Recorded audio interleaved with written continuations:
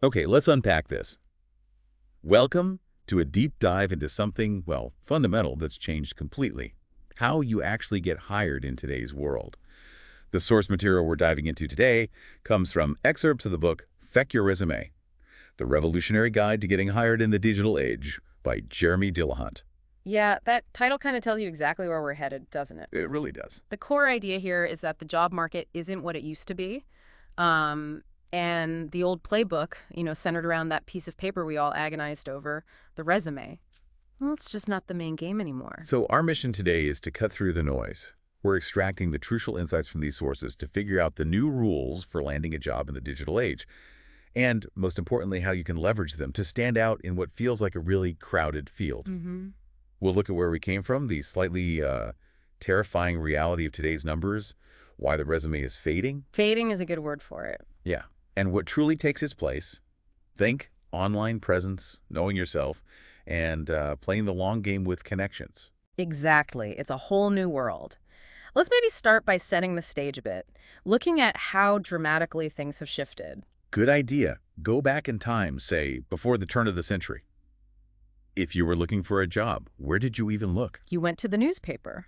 Right, the classified ads were king, these tiny little 1-inch by 2-inch descriptions. Wow. Believe it or not, that was often the most reliable source of income for newspapers for decades, like from the 50s right up until the internet really took over. It feels ancient now, doesn't it? Totally. And back then, job searching was primarily a local affair. Society was much less mobile. You generally looked for a job in your town or, your city. And connections were absolutely vital, perhaps even more so than today, though.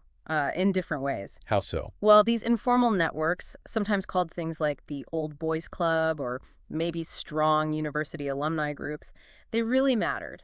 Social networks were just tighter knit. People in your community or your professional circle would often, directly facilitate opportunities. Okay, so that was a world. Then boom, the internet exploded. Mm. And suddenly, everything's scaled up beyond recognition. The source talks about millions of job opportunities hitting the market annually, just in the U.S. alone. How did companies even begin to deal with that kind of volume? Well, they didn't really have a choice but to automate. They developed efficiencies, which is basically code for software. Right. Specifically, applicant tracking systems, or ATS. Think Yeah. about it. A human might review maybe 1 or 2 resumes carefully in the time it takes software to scan hundreds. Hundreds. Hundreds. Easily. And that's the first big insight, isn't it? Those fancy paper resumes, unique fonts, physical gimmicks people used to try. Yeah, like mailing a shoe. Exactly. They mean absolutely nothing to a computer program that's designed to scan for keywords based on preset rules. It's a digital gatekeeper. Absolutely. Plus, think about mobility. It increased so much. Employers can now draw from this massive national, sometimes even global talent pool. So they're not limited to just local candidates anymore. Not at all. And this often means they're holding out for the perfect candidate, even if it means paying relocation costs, rather than just settling for someone acceptable who happens to live nearby. So from the employer's side, dealing with millions of applicants, the initial goal isn't really finding the best candidate, is it? It's something else first. No, the source makes this point really powerfully. The first stage is all about deselection. Deselection. Yeah, it's about efficiently weeding out the vast majority of candidates who aren't a fit, or at least don't appear to be based on the software's rules, just to get down to a manageable pool. And this whole process, it's not quick or cheap for them either, right? Not at all. The Burson.com data cited says it takes an average of 52 days and costs about $4,000 just to fill one single position. Wow, 52 days. That's nearly 2 months to have a role open. Which brings us squarely to the main argument. Why that traditional resume, that document we were all told was the absolute key. Why it just isn't enough anymore. The book is pretty blunt about it, yeah. Resumes are called, I think the phrase was, inefficient, ineffective, and tedious holdovers. Ouch.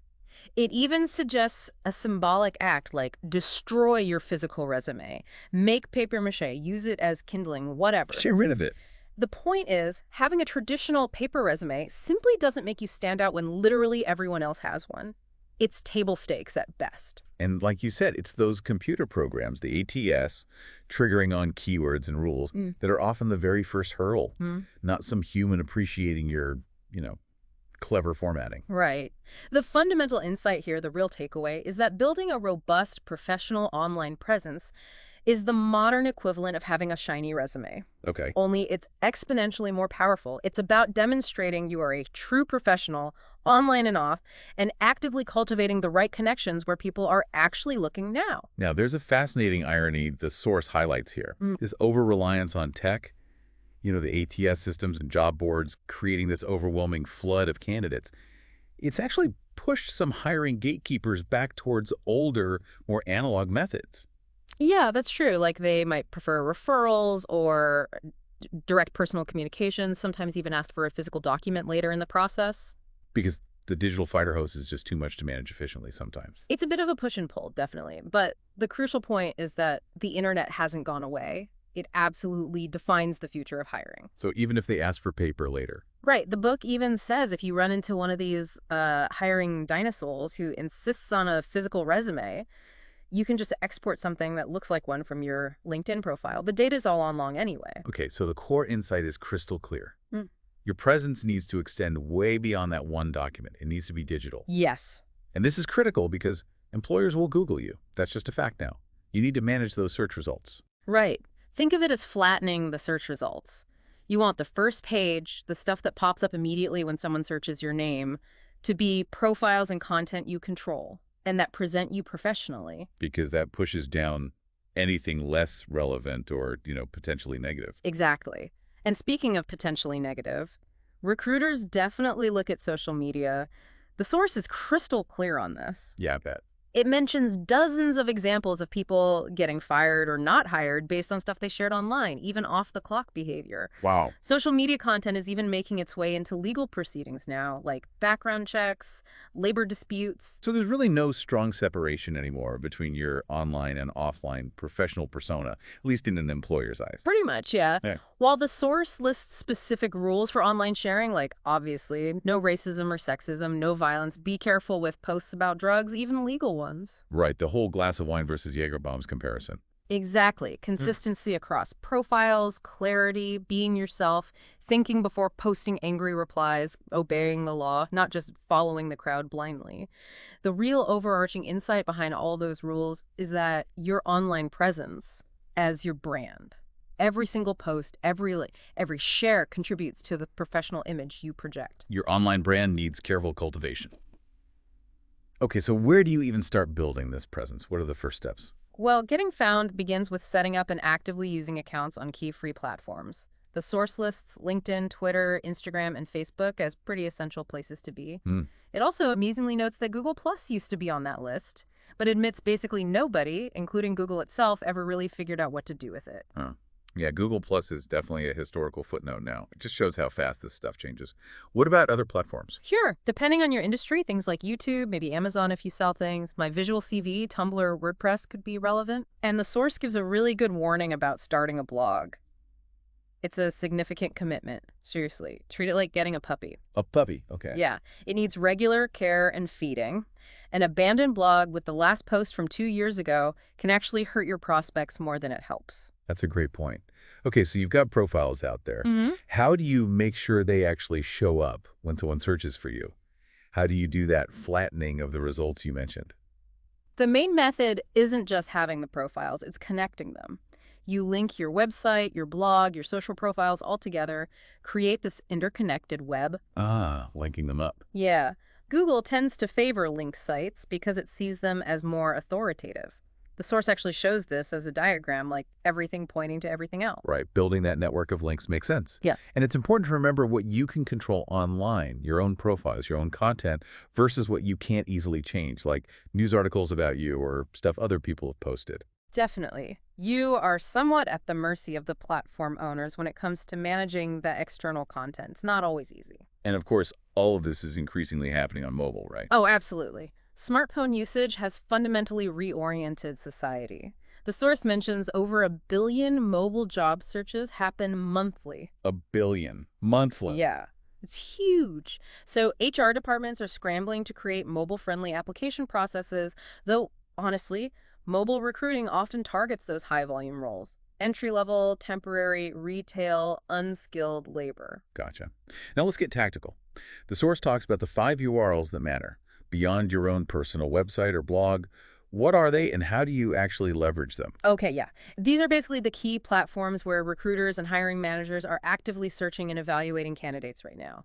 LinkedIn, Facebook, Twitter, Instagram, and YouTube. LinkedIn feels like the most obvious one, the professional powerhouse. Absolutely. And the insight about LinkedIn isn't just having a profile, it's understanding that it really flips the script compared to the old resume world. How so? It's where you're researched, where you network actively, build relationships, and proactively prospect for jobs. People on LinkedIn expect to be asked for job advice. That's kind of the culture of the platform. It's not like cold calling. Right. And optimizing your profile isn't just filling in boxes. It's more about crafting a searchable professional brand, isn't it? Exactly. Use a professional photo, make sure it's sized correctly. Write a really strong summary that's like your searchable elevator pitch. List your experience clearly. You can upload examples of your work like PDFs or JPEGs, link your personal sites or blog, list your education properly. All that stuff matters. And networking on LinkedIn requires some thought too, right? It's not just about collecting connections. The source mentions winnowing contacts. Yeah, like filtering your contacts by industry or job title to focus your efforts. Use polite, professional notes when you connect. Show genuine interest in the person or their work. Don't just immediately ask for a job. Please don't. Treat connections like actual relationships, not just a means to an end. Don't be overly familiar right off the bat either. And the platform also has a really powerful job search feature. You can filter by location, industry, salary, keywords, and crucially, it often lets you contact hiring managers directly. That can sometimes bypass that initial ATS filter entirely. Recruiters are actively looking for people who show initiative and reach out intelligently. And just being on LinkedIn means you're findable. It facilitates that passive candidacy idea where recruiters might actually reach out to you because your profile signals you're a good fit, even if you weren't actively applying for their role. Exactly. Okay, moving to Facebook. It's increasingly used by recruiters just because of its sheer scale. The numbers are crazy. Over 1.6 billion global users, I believe it. something like 150 million active daily just in the US. Its business capabilities are growing too, so your Facebook profile becomes another potential touch point for recruiters checking you out. Got to keep it clean. Right. Okay, Twitter. What's the angle there? Twitter's great for staying on top of your industry. It's really about following thought leaders, companies, publications in your field, and absorbing insights in real time. Soaking up the knowledge. Yeah, and a particularly useful feature is creating lists. You can make them public or private to curate your feed. A public list, like the source's example, professional writing tips, can actually help establish your own reputation and provide value to others by sharing curated resources. Interesting. So you become a curator, a source yourself. Potentially, yeah. And retweeting thoughtfully, showing genuine interest matters too. Okay, Instagram. Seems less obvious for job hunting. Yeah, it's used more by companies to show off their culture, events, vibe. While it's limited as a direct job board, it can be a powerful research tool. Like the Shost example. Exactly. Following companies to understand their culture and maybe get ideas for interview questions or talking points. It's unconventional, but smart. And YouTube. Last one on the list. Companies definitely use it for marketing and employer branding, like GE's GE Careers channel mentioned in the source. Again, it's not a primary job board. But maybe helpful for alerts. Yeah, subscribing can give you alerts sometimes. And it's absolutely essential if your work involves video and you need a place to host your portfolio. Okay, so building that online presence is absolutely key for visibility. But before you even get to showing up online, the source emphasizes something else really fundamental. Figuring out what you actually want to do. Self-reflection, getting external feedback. Yeah. That seems crucial. It sounds obvious, right? But having a clear idea of your direction is foundational. The source highlights that college doesn't guarantee a job in your major field anymore. That stat was pretty sobering. Yeah, Forbes, citing a Kloodle survey, said as many as 60% of recent grads can't find work in their degree area, and something like 70% are confused about their career path. Wow. So how do you figure that out then? The source suggests asking yourself some pointed questions. Right. Like, do you love project management and juggling lots of tasks? Maybe that points towards a project management role, or maybe mastering a really specific, complex skill like coding. Or what about people skills? Are people skills your strength? Without them, a lot of career options narrow unless you're just exceptionally skilled in something highly specialized. Are you flexible? Can you handle stress well? That's essential for fast-paced industries like marketing or trading, maybe not as critical for roles with very structured processes like risk management. Getting external validation is key too. The source suggests that A/B test. Yeah, I liked that idea. Ask three people who know you well, but from different contexts, like a friend, a peer, family, maybe a former boss, a teacher. Ask them whether they agree or disagree on your core strengths. Teamwork, organization, communication, stress management, interpersonal skills. The source even had a worksheet example. So if two or more people agree on a The strength, source suggests you're likely right about that one. Fewer than two agreements? Maybe you should reconsider that self-assessment. and former employers are often the most objective. Usually, yeah, because they saw you in a professional context, removed from personal bias, hopefully. And then there's that deeper philosophical question: work to live or live to work? Right. What genuinely satisfies you? Is it travel, family time, hobbies? Then find a job that supports that lifestyle. Or do you have a core passion you want to dedicate your life to mastering, like the Hunter S. Thompson perspective mentioned? The story about the friend whose dad managed a sports team. Yeah, but the friend found true happiness painting abstracts. That's a powerful example of choosing live to work, but on something you truly love, not just chasing prestige. And often the path isn't some straight line, right? It Sure. involves starting broad in an industry and then specializing as you gain experience and figure things out. Totally normal. Now, we kind of have to talk about the tough stuff, the soul-crushing reality of job hunting sometimes. Yeah, rejection, dealing with recruiters. It is soul-crushing, and the numbers are just brutal. Experience.com data cited says the average time to land a first job after graduation is 3 to 9 months. 3 to 9 months. That's a long time. It is. And yeah, most applications just end in rejection. Silence, usually. It happens to literally everyone. Don't take it personally, even though it feels personal. And those company application numbers you mentioned earlier. Right. They really highlight the scale of the problem companies face. Starbucks getting 7.6 million applications for 6,500 jobs. P&G getting 1 million for 2,000. Google, 2 million for 7,000 openings. That's a mind-boggling volume. That sheer volume is exactly why the old resume-based approach just doesn't penetrate anymore. You get lost. Which is why working with recruiters is so important, isn't it? Or- Employers rely on them heavily. Extensively. The companies have built this massive infrastructure to find candidates, and you need to be visible within that system. Okay. And recruiting agencies specialize by industry, experience level, specific skills, salary bands. Your job is to find the recruiters who specialize in your specific field. And how should you approach them? Present yourself professionally. Remember, their business model is based on placing candidates, so they are motivated if they think you're a good fit they can place. Even if you have zero experience. Even then, read up on industry trends, show knowledge, show genuine interest when you talk to them, prove you're serious. And recent graduates shouldn't skip agencies either. Definitely not. The source specifically mentions agencies like grad staff that specialize in placing grads, even those with little to no formal experience. They exist. So the brutal reality is the job market is weird right now. Mm-hmm. And trying to fight the current of volume and automation is like trying to stop ocean waves, as the source says. Pretty much. The core insight here is to focus your energy on what you can control.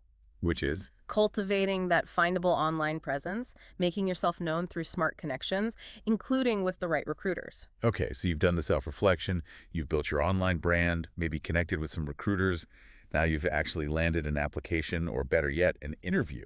This is where the human connection finally comes back into play, right? You need to get your personality in front of the actual hiring manager. Yeah, absolutely. And tailoring your application is still key, even if it gets past the ATS. Personalize it if you possibly can. The source suggests practicing writing pain letters. Pain letters, what are those? It's not just listing your experience like a resume.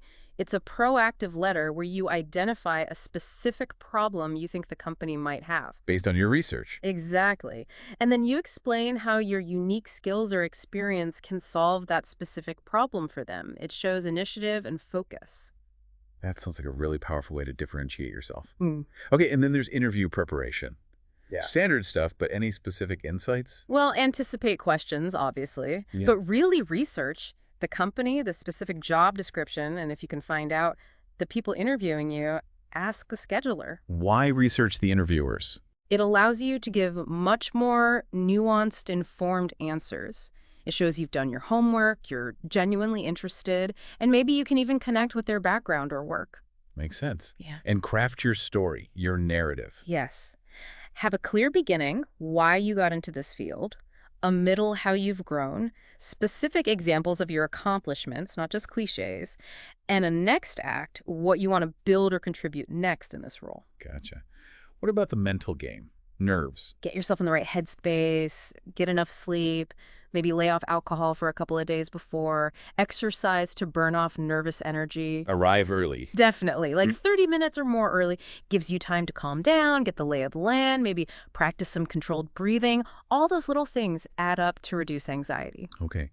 Now, the source highlights one particularly powerful question to ask at the end of the interview. Yes, this is gold. When they inevitably say, "Do you have any more questions for us?" Yeah. You ask, "Yes.